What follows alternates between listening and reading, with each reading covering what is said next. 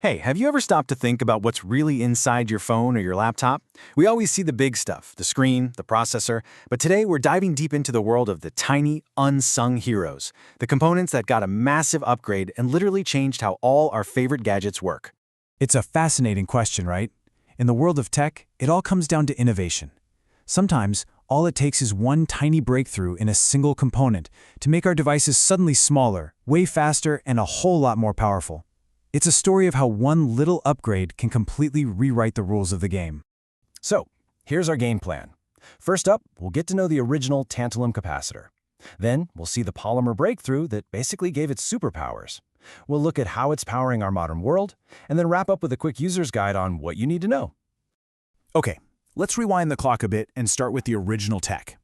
Before this big innovation, we had a component that was pretty good, did its job, but it had a hidden flaw that was seriously holding our gadgets back. The original tantalum capacitor was an absolute workhorse in the world of electronics. It was famous for being able to pack a ton of energy, that's its capacitance, into a super tiny space, and it was incredibly reliable.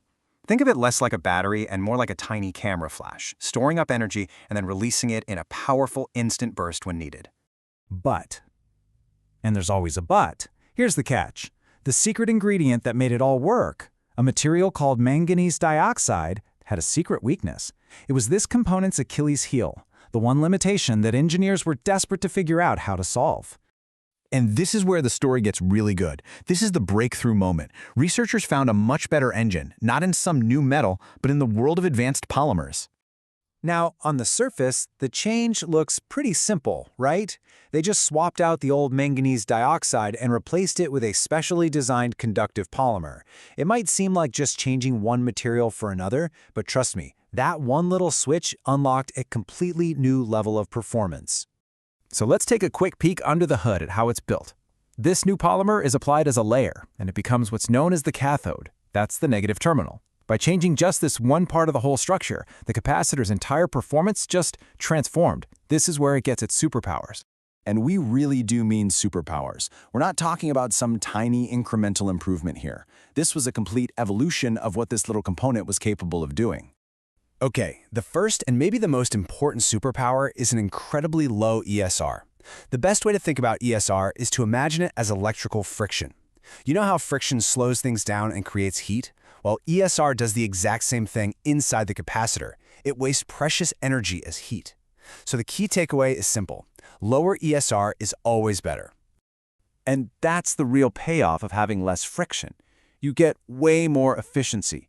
Energy moves in and out of the capacitor much faster. You waste less power, and it becomes an absolute rock star at handling the high-speed signals that are basically the lifeblood of all our digital devices. Superpower number 2 is that it still keeps that amazing high capacitance. This means these new polymer versions can pack a huge amount of energy for their tiny size. And that, right there, is absolutely critical for making our gadgets smaller and more powerful without having to sacrifice performance. And finally, its stability got a massive upgrade. The polymer makes the capacitor incredibly reliable and consistent. It performs just as well on day one as it does years down the road. Whether it's freezing cold or super hot, or even when the voltage is fluctuating. It's not just powerful, it's tough as nails. So, okay, we've got these amazing technical superpowers, right? Low friction, tons of energy, super stable. But what does that actually mean for you and the devices you use every single day? Let's connect the dots. Honestly, these things are everywhere. They are inside the power adapter for your laptop, making sure it gets a clean, efficient charge. They're buried deep inside your phone's processor, handling data at lightning speed. They're even in your car's safety systems, like the airbag controls, where reliability is literally a matter of life and death. Oh, and they're probably making your headphones sound better too. And they're getting incredibly tough. Some high-performance versions are now rated for over 400 volts. To put that in perspective, that makes them rugged enough to handle the massive amounts of power that are flowing through an electric vehicle's drivetrain, helping to manage all that energy between the battery and the motors.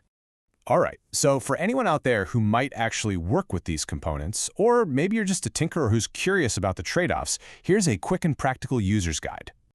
So here's the breakdown. The pros are huge. You get that super low electrical friction, fantastic stability, and tons of power in a tiny package.